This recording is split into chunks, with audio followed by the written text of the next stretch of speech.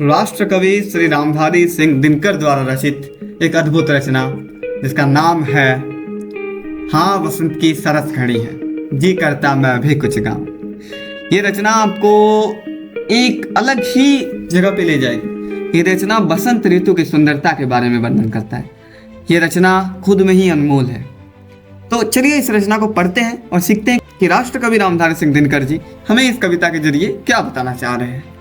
तो चलिए आरंभ करते हैं। वो लिखते हैं कि प्रात जगाता शिशु वसंत को नव गुलाब दे दे ताली। प्रात जगाता शिशु वसंत को नव गुलाब दे दे ताली। तितली बनी देव की कविता बन बन उड़ती मत वाली। सुंदरता को जगी देख कर जी करता मैं भी कुछ गाऊं। मैं भी आज प्रकृति पूजन में निज कविता के दीप जलाऊं। ठोकर मार भाग्य के फोड़े, ठोकर मार भाग्य के फोड़े, जड़ जीवन तजकर उड़ जाऊं। उतरी कभी ना भू पर जो छवि, जग को उसका रूप दिखाऊं। स्वप्न बीच जो कुछ सुंदर हो, उसे सत्य में व्याप्त करूं और सत्य तनु के कुत्सित मल का अस्तित्व समाप्त करूं। कलम उठी कविता लिखने को अंत स्थल में ज्वार उठारे। सहसा नाम पकड़ कायर का पश्चिम पवन पुकार उठारे। देखा शून्य कुंवर का गढ़ है, झांसी की वह शान नहीं है। दुर्गा दास प्रताप बलि का प्यारा राजस्थान नहीं है। जलती नहीं चिता जौहर की मुट्ठी में बलिदान नहीं है। टेढ़ी मूछ लिए रणवन फिरना अब तो आसान नहीं। समय मांगता मूल्य मुक्ति का, देगा कौन मांस की बोटी। पर्वत पर आदर्श मिलेगा, खाए चलो घास की रोटी। चढ़े अश्व पर सेक रहे रोटी, नीचे कर भालों को खोज रहा मेवाड़ आज फिर उन अल्हड़ मत वालों को। बात बात पर बजी किरीचे, जूझ मरे क्षत्रिय खेतों में। जौहर की जलती चिंगारी अब भी चमक रही रेतों में। जाग जाग उधार बता दे, कन कन चमक रहा क्यों तेरा। बता रंच भर थौर कहाँ, वह जिस पर सोनित बहा न मेरा।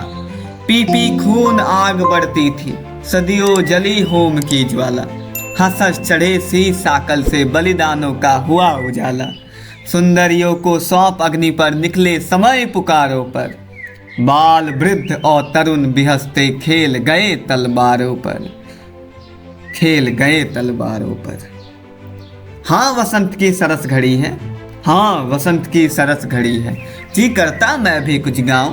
कवि हूं आज प्रकृति पूजन में निज कविता का दीप जलाऊं। क्या गाऊं सतलज रोती है, हाय खिली बोलिया किनारे। भूल गए ऋतुपति बहते हैं यहाँ रुधिर के दिव्य पनारे। बहने चीख रही रावी तट, बिलक रहे बच्चे बेचारे। फूल फूल से पूछ रहे हैं, कब लौटेंगे पिता हमारे। उफ बसंतिया मदन बान है, बन बन रूप ज्वार आया है। सिहर रही वसुधा रह रह कर, यौवन में उभार आया है। कसक रही सुंदरी आज मधुर ऋतु में, मेरे कंत कहाँ। दूर द्वीप में प्रतिध्वनि उठती, प्यारी और वसंत कहाँ। तो ये है राष्ट्र कवि रामधारी सिंह दिनकर द्वारा रचित एक अद्भुत, एक अनमोल, एक असाधारण रचना जिसका नाम आप सबने सुना ही है कि हाँ वसंत की सरस घड़ी है, जी करता मैं भी कुछ काम।